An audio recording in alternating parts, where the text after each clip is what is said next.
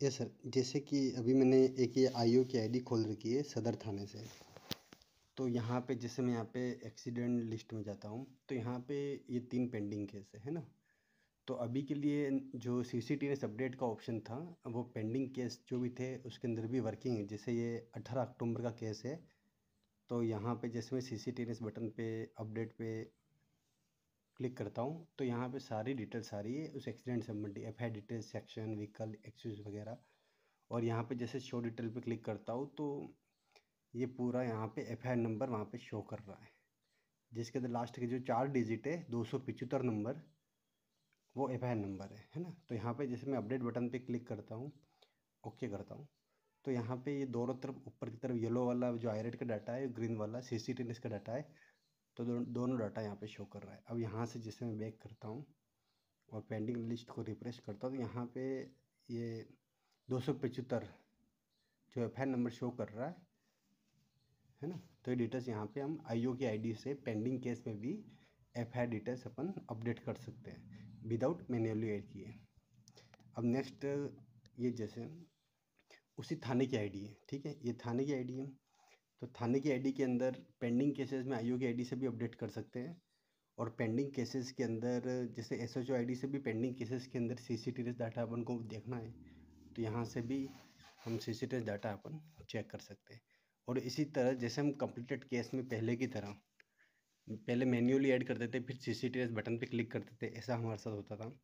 तो अभी के लिए जैसे यहाँ पे जैसे ये कोई 0036 का केस है, यहाँ पे अभी तक ये एफआईआर नंबर अपडेट नहीं है, तो यहाँ पे सीसीटीवी कंप्लीटेड केस है और सीसीटीवी अपडेट पे क्लिक करता हूँ तो यहाँ पे सारी डिटेल्स आ गई है। एफआईआर डिटेल्स पे शो डिटेल्स करता हूँ और अपडेट करता हूँ, ये अपडेट कर दिया है। उसके बाद नीचे सेक्शन वाली डिटेल्स पे आता हूँ, यहाँ पे जा रहे सेक्शन वगैरह इसको अपडेट कर देते हैं, ये अपडेट हो गया है, ठीक है ना। व्हीकल डिटेल्स वगैरह तो दोनों में मैच है, व्हीकल डिटेल्स यहाँ पे भी 9297 9297 ये इक्वल है, तो यहाँ पे हमें कोई दिक्कत है नहीं, ठीक है। अब यहाँ पे जैसे 0036 वाला केस हमने लिया था, यहाँ पे एफआईआर नंबर ये मेंशन हो चुका है, ठीक है ना। अब यहाँ पे व्यू करके इसकी हम एक्सीडेंट समरी भी जनरेट करके चेक कर लेते हैं।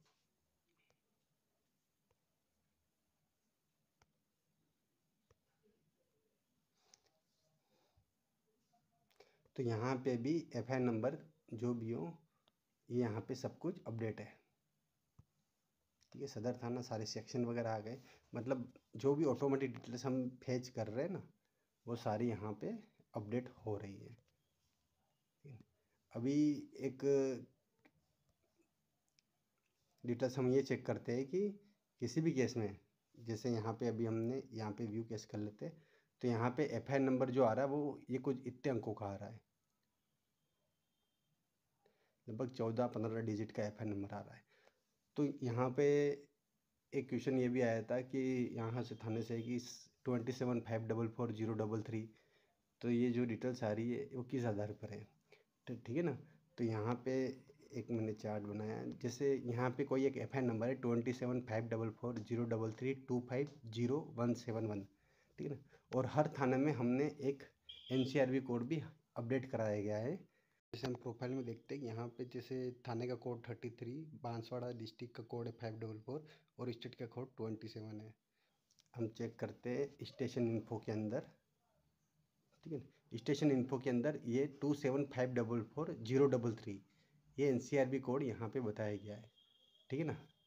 यही एनसीआरबी कोड जैसे यहाँ पे भी देखो, ये भी एक सदर थाना के केस की एफआईआर नंबर जो आईरेट पे शो कर रहा है 27544033, ठीक है ना। 27544033 जो भी ये आ रहा है ना ये एनसीआरबी कोड आ रहा है थाने का, ठीक है ना। अब इसके अंदर हम देखते हैं कि 27 क्या 27 स्टेट कोड है हमारा, ठीक है। 544 डिस्ट्रिक्ट कोड है जो बांसवाड़ा का है, और 033 जो है वो स्टेशन कोड है जैसे पीएस सदर का है। और इसके बाद जो 25 आता है वो ईयर है, और लास्ट के जो 4 डिजिट आते हैं वो एफआईआर नंबर है। तो हम किसी भी केस में यहाँ पे जैसे यहाँ पे ये आईओ की आईडी में यहाँ पे हम चेक करते हैं लास्ट का 240285 है, तो यहाँ पे एफआईआर नंबर है वो 0285 है, ठीक है ना। तो इस तरीके से हम सीसीटीएस अपडेट के थ्रू पेंडिंग और कंप्लीट केस में डाटा हम अपडेट कर सकते हैं।